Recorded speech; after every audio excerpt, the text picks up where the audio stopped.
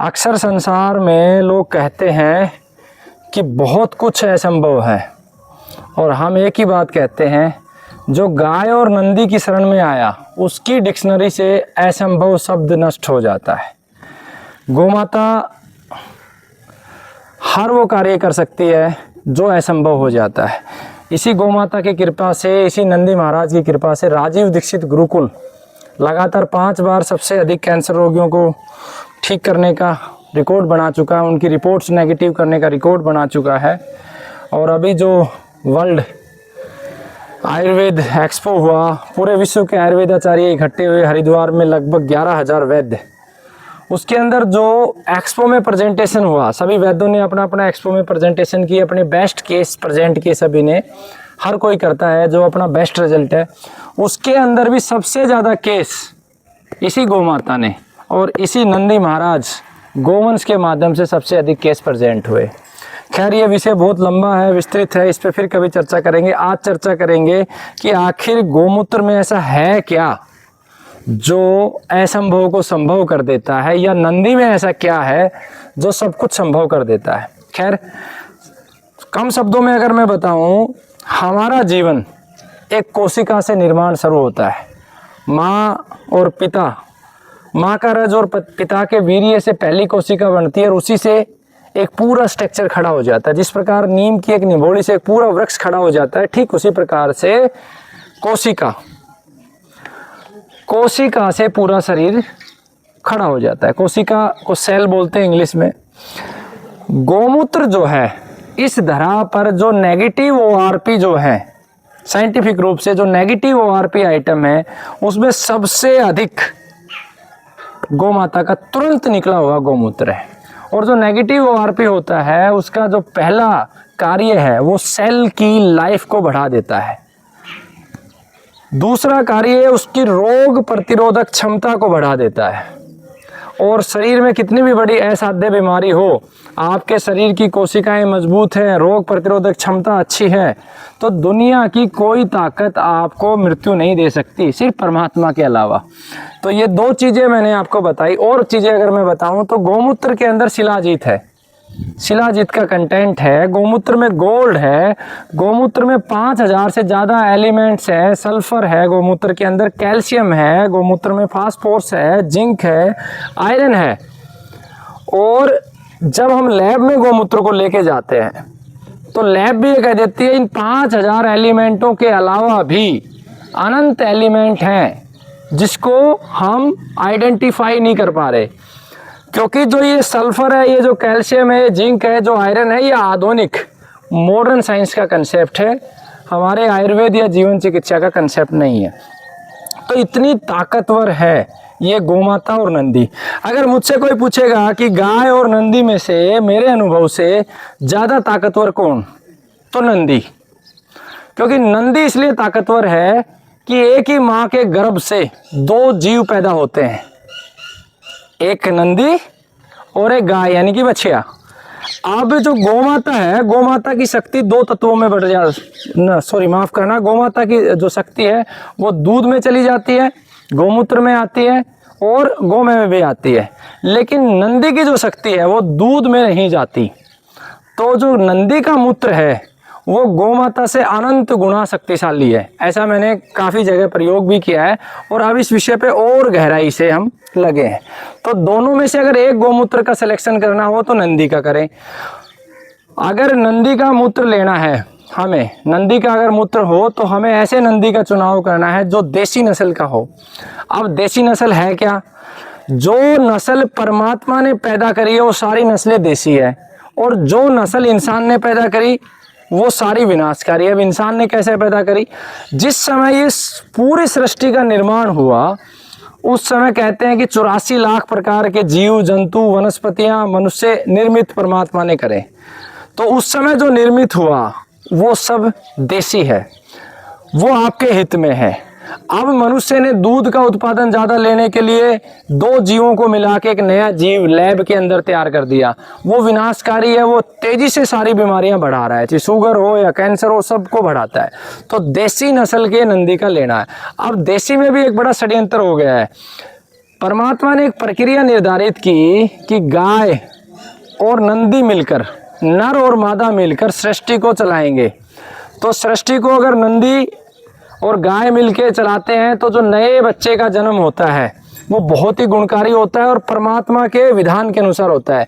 लेकिन दुष्ट मनुष्य ने अपने स्वार्थ के चलते हुए बड़े बड़े व्यापार खड़ा करने के लिए सीमन ले आया, और ये सीमन जो गौमाता का एक चरम है, आनंद है, गौमाता जो चरम शक्ति को जनरेट करती है अपने गर्भ के द्वारा, उसके अंदर विघन डाल दिया गया और सीमन के माध्यम से गौमाता को गर्भवती किया गया। और जो उससे नंदी तैयार होता है या जो उससे गाय तैयार होती है वो कम गुणकारी होती है। तो ऐसी नस्ल के बछड़े या बछिया का गौमूत्र लेना है जो 100% शुद्ध हो, देसी हो और प्राकृतिक तरीके से हो। अब सवाल ये उठता है कि गौमूत्र अगर नंदी का लेना है तो क्या नियम है। अगर नंदी का मूत्र लेना है तो आप कम से कम 1 वर्ष के बछड़े का मूत्र ले सकते हैं और अधिकतम आप कितनी भी उम्र का नंदी हो आप ले सकते हैं। कोई सावधानी बरतनी है? हाँ बरतनी है। अगर नंदी बीमार है तो आपको नहीं लेना है। और कोई सावधानी बरतनी है? और सावधानियां नंदी के केस में नहीं है। लेना कब है गौमूत्र? सूर्य निकलने से पहले जो गौमूत्र लेंगे वो अमृत है, और सूर्य छिपने के बाद जो गौमूत्र लेंगे वो भी अमृत है। और सूर्य के प्रकाश में आप जो मूत्र लेंगे वो औषधि है, यानी गुण उसमें भी है लेकिन वो अमृत तुल्य हो जाता है। अब आते हैं हम गाय के विषय में। गाय के विषय में किसका गौमूत्र लेना है? कम से कम 2 वर्ष की बछिया हो उसका मूत्र ले सकते हो, 2 वर्ष से अधिक की।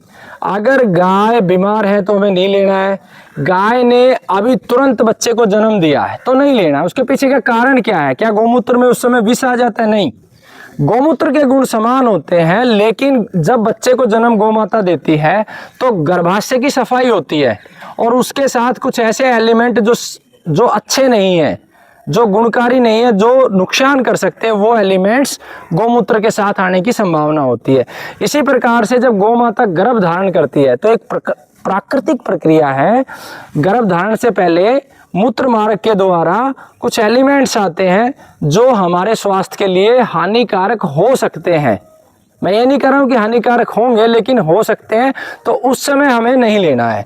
इन 2 चीज़ों को छोड़ दें तो इन 2 चीज़ों को छोड़ के हमें कतई आनंद आ गया। गौमाता का जो है रुद्र रूप आपने देखा। तो खैर, कोई ना कोई संकट होता है तो गौमाता उसको कहीं ना कहीं दर्शाती है। और ये खुशी का भी विषय है कि जब गौमाता खुश होती है और नृत्य करती है उस जगह पे निरंतर तरक्की होती है। सावधानी ज़रूर बरतनी चाहिए क्योंकि वो भी एक जीव है और जीवों में सबसे श्रेष्ठ मनुष्य है। और जब मनुष्य इतनी गलतियां कर रहा है तो गौमाता से भी गलती हो सकती है। तो ये सारे नियम आपको पालन करने हैं। अब सवाल आता है कि गौमूत्र लेना कितना है। देखो, जिन लोगों के शरीर में गर्मी है, यानी कि जिनकी पित्त प्रवृत्ति है, गर्मी ज़्यादा लगती है, उन लोगों को गौमूत्र सर्दी के अंदर 30 ml तक ले लेना चाहिए, पानी उसमें मिला लें। और जिन लोगों को गर्मी नहीं लगती वो 50 ml तक भी गौमूत्र ले लेते हैं। गौमूत्र सबसे श्रेष्ठ परिणाम कब देता है? सूर्य निकलने से पहले। जैसे ही गौमाता ने गौमूत्र किया, सीधा आप पी जाओ घूट घूट करके। आपको ज़्यादा नापने की ज़रूरत नहीं है, 20 ml 30 ml अपने आप नाप देगी गौमाता। अगर ऐसा नहीं कर सकते हैं तो फिर आप घर पे ले आइए। गौमूत्र लेते समय आपने चप्पल पहनी हो, उसका एक अलग विज्ञान है, क्योंकि एनर्जी ट्रांसफ़र हो जाएगी धरती में अगर चप्पल नहीं पहनी होगी तो आपने। और पात्र जो है, अगर आपने चप्पल पहनी है तो आप कोई भी पात्र ले सकते हैं, मिट्टी का पात्र भी ले सकते हैं। और मिट्टी का पात्र लेके या अन्य पात्र लेके, लोहे का लेके, उसको सूती कपड़े से 8 बार छान ले। और छानने के बाद 8 बार उसे छानने के बाद आपको क्या करना है? आपको हल्का सा गर्म करना है और उसको सेवन कराना है। अब ये जर्नल चीज़ मैं आपको बता रहा हूँ। अलग अलग प्रकार के कैंसर, अलग अलग प्रकार की बीमारी में कुछ औषधियाँ गुरुकुल की टीम आपको बताती है, जीवन चिकित्सक आपको बताते हैं, वो आपको उसके अनुसार आपको लेना है। ये जर्नल मैंने आपको बताया। अब जिनको सर्दी का सीजन है उस समय गौमूत्र की मात्रा बढ़ा सकते हैं, और घोर गर्मी है, जेठ का सीजन है, तो गौमूत्र की मात्रा कम कर लें। और कम नहीं करनी तो उसके अंदर सौंफ और धनिया मिला लें ताकि उसकी गर्मी कम हो जाए। तो इसके विषय में अगर आपके कोई और भी प्रश्न रह गया हो तो आप पूछ सकते हैं, कमेंट कर सकते हैं। मैंने अपनी तरफ से पूरा प्रयास किया है कि आप तक जो है पूरी बात पहुंचे। हाँ, एक चीज़ ज़रूर मैं बताना चाहूँगा कि गौ माता की कुछ पहचान मैं आपको बता देता हूँ, जिससे आपको आइडिया लग जाए ये कौन सी नस्ल है। पहले तो आप ये कन्फ्यूज़न दूर कर लें कि हरियाणा नस्ल, साहिवाल नस्ल, गिर नस्ल, ये सारी नस्लें देसी हैं। लगभग 200 प्रकार की नस्लें हैं भारत में। और एक बड़ा कंसेप्ट ये होगा कि थुई है तो ही देसी है, ये भी इनकरेक्ट इन्फॉर्मेशन है। सभी नस्लों में थुई नहीं होती है, वो क्षेत्रवार निर्भर करता है अलग अलग। जैसे ये जो गोमाता आप देख रहे हो, हरियाणा नस्ल की ये गोमाता है, तो हरियाणा नस्ल की गोमाता में थुई सबसे ज़्यादा होती है। और अगर आप दूसरी नस्लों पे जाओगे तो उनकी जो थुई है, थुई मतलब हम्प, वो कम होता हुआ जाएगा। हरियाणा नस्ल की गोमाता में एक और ख़ास बात होती है कि इसके ठीक बीच में ये जो उभरा हुआ हिस्सा है, ये जो हिस्सा है ये हमेशा उभरा हुआ मिलेगा। और ये हिस्सा हरियाणा नस्ल में और गंगातेरी दोनों में मिलेगा। गाय को देसी का और प्रमाण है, उसके अंदर प्रेम तत्व बहुत प्रबल होगा। आप उसको सूखोगे, ऐसे सूंघोगे तो आपको आनंद आएगा। देसी गाय आप उस पर हाथ फेरोगे तो कुछ नस्लों को छोड़कर अधिकतर नस्लों के बाल उतरेंगे और उसके आंखों में प्रेम झलकेगा। तो ये कुछ मैंने देसी नस्ल की आपको पहचाने भी बताई। आप देख सकते हैं ये हरियाणा ब्रीड है। बहुत जल्दी मैं आपको हर नस्ल की गाय की पहचान प्रयास करूँगा आप तक पहुँचा सकूँ। वंदे गौ मातरम।